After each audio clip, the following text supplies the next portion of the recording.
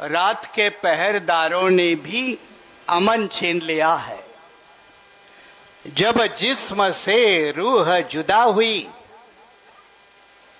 तो शमशान के ठेकेदारों ने कफन भी छीन लिया है। अंबेजोगाईच्या कानाकोपऱ्यातून महाराष्ट्रभर जे उपवर्गीकरणाच्या विरोधाचे मोर्चे होत आहेत, त्या मोर्चाचा एक भाग म्हणून अंबेजोगाईमध्ये हा मोर्चा होता आहे। सुरुवातीलाच या विषयाच्या बाबत ज्यांनी चांगली खंबीर भूमिका घेतली ते आपले आदरणीय बंधू आनंदराज आंबेडकर यांचं एकदा जोरदार टाळ्या वाजवून आपण अभिनंदन करा।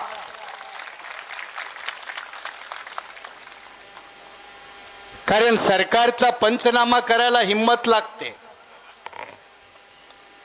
आणि आजचा आपला हा मोर्चा अंबेजोगाई मधला कुठल्या जात उपजातीचा पंचनामा करण्यासाठी नाही, आपला मोर्चा सरकारच्या नालायकीचा पंचनामा करण्यासाठी आहे। काय नालायकी आहे हो? महाराष्ट्रातल्या 59 जातीपैकी देवेंद्रजी प्रामाणिकपणाने आपल्या आईबापाची शपथ घेऊन सांगा, कोणी तुमच्याकडे मागणी केली उपवर्गीकरणाची की तुमच्या संघाच्या छावणीमध्ये शाखेमध्ये जे पोट भरण्याचा धंदा करतायत ते 2-4 पुण्यातले, अलीकडचे, पलीकडचे, नागपुरातले, यांच्या म्हणण्याने जर तुम्ही उपवर्गीकरणाचं धोरण ठरवत असाल तर महाराष्ट्र हा फुले शाहू आंबेडकरांचा आहे हे विसरू नका। आणि हा फुले शाहू आंबेडकरांचा महाराष्ट्र तुम्ही किती पाण्यामध्ये आहात आणि आम्ही आमच्या बापाची किती ताकदवान लेकरं आहोत हे दाखवल्याशिवाय राहणार नाही। फडणवीसांनी विचार नसेल केला म्हणून आपला पहिला मोर्चा मुंबईला 30 तारखेला झाला, भर पावसामध्ये झाला। अनेक लोक महाराष्ट्राच्या कानाकोपऱ्यातून आले आणि जेव्हा दणकून मोठा मोर्चा झाला त्याला दुसऱ्या दिवशी विधानसभामध्ये देवेंद्र फडणवीसांना, या राज्याच्या मुख्यमंत्र्यांना घोषित करावं लागलं की आम्ही अजून उपवर्गीकरणाचा निर्णय घेतलेला नाही। त्यांना घोषित करावं लागलं, पण त्याने घोषित केलं म्हणून आपण हातावरती हात बांधून घरी जर गप्प बसलो तर RSS बीजेपी वाले कधी आपला घात करतील आणि तो घात करू नये म्हणून महाराष्ट्राच्या जिल्ह्यामध्ये ही आंबेडकरी जनता तुमचा प्रत्येक रस्ता अडवल्याशिवाय राहणार नाही हा इशारा देण्यासाठी हे मोर्चा आहे। गेल्या दीड महिन्यामध्ये सोशल मीडियाच्या माध्यमातून जे आमची लोंढेताई म्हणाली किंवा इतर काही 2-4 इकडचे कुत्रे 2-4 तिकडचे कुत्रे ते भुंकत असतात, कारण त्यांना RSSचा अजेंडा पूर्ण करायचा आहे आणि आपली जबाबदारी RSSचा अजेंडा पूर्ण होऊ द्यायचा नाही, ही जबाबदारी नीट समजून घ्या।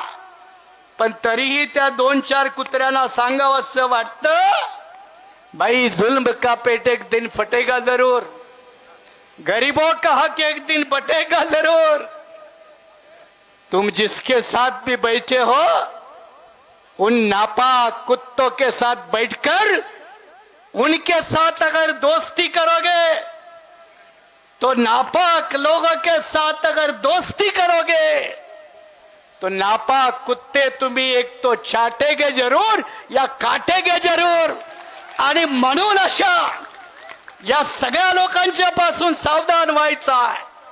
शेवटचा मुद्दा माझ्या मातंग समाज बांधवांना आव्हान आहे, मी अण्णाभाऊ साठेंच्या बाजूच्या गावचा आहे, त्यामुळे तुम्ही आम्हाला अण्णाभाऊ सांगण्याची गरज नाही।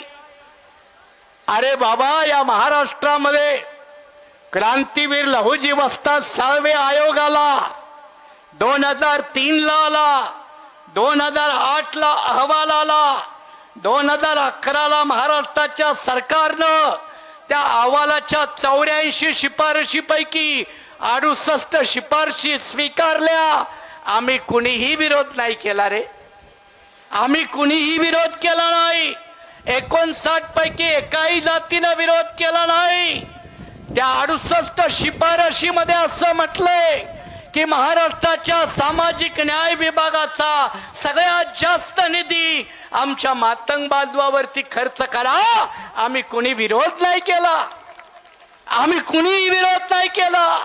महाराष्ट्रातले जेवढे भूमिहीन आहेत त्या भूमिहीनामध्ये मातंगांना सगळ्यात जास्त जमीन वाटप करा. आम्ही कुणी विरोध नाही केला. आज उपवर्गीकरणाची हलगी वाजवणाऱ्या लोकांना माझं म्हणणं आहे, तुम्ही खरंच आपल्या बापाची अवलाद असाल तर देवेंद्रला विचारा की आमच्यावरती निधी किती खर्च केला, आमच्या मातंग समाज बांधवांना जमिनी किती दिल्या, हे विचारण्याची ताकद ठेवा. आणि ही ताकद जर ठेवली तर मग क्रांतीवीर लहुजी वस्ताद साळवे, साहित्य सम्राट अण्णाभाऊ शाहीर साठे यांचा वारसा जपल्याचं आपल्याला म्हणता येईल. पण असं न करता कुठल्या तरी 2-4 बामणाच्या नादीला लागून आपलं वाटोळं करून घेऊ नका, एवढंच सांगून या ठिकाणी थांबतो. जय भीम, जय भारत.